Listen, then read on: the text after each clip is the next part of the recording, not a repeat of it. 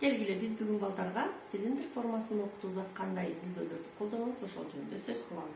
Алгач биз балдарга слайддын жардамы менен эмне себептен суу түтүктөрү же болбосо суу топтолуучу канализацияларда цилиндр формасындагы цемент куюлмалары пайдаланулары жөнүндө маалымат берелик.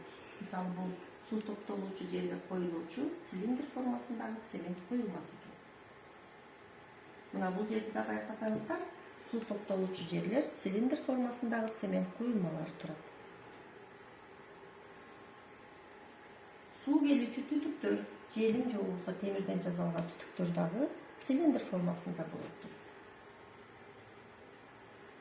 Жанагындай эле цемент куюлмалар, булар дагы сууну чыгарууда, үйлөргө суу киргизүүдө цилиндр формасындагы куюлмалар көбүрөөк пайдаланылат экен.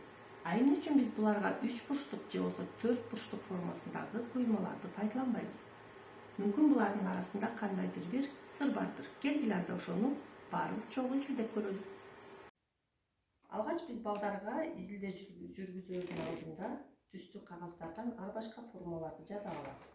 Мисалы бул 3 бурчтук, бул 4 бурчтук, эми бул тегерек цилиндр формасында.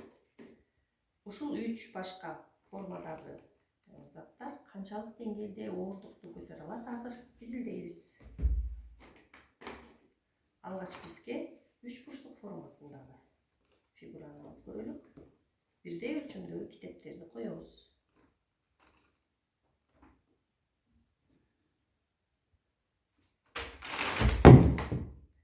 Демек, балдар 3 бурчтук формасындагы, мисалы, эгер бул суу түтүгү болуп калса, демек бул ооруктукту же болбосо катуу басымды көтөрө албайт экендигинди түшүндүрөт.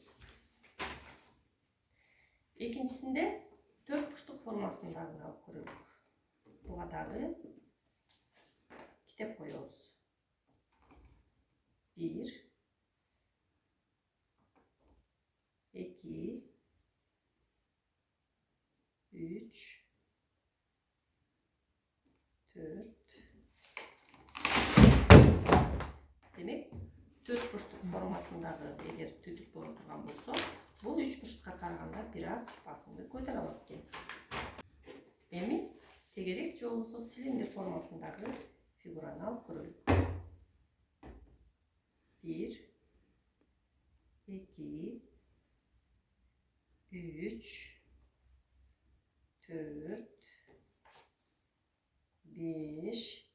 Балдар, демек цилиндр формасындагы суу түтүктөрү же болбосо башка бир курулуштарга пайдаланылган цилиндр формасындагы каражаттар ооруктукту же болбосо катуу басымды көбүрөөк көтөрө алат экен.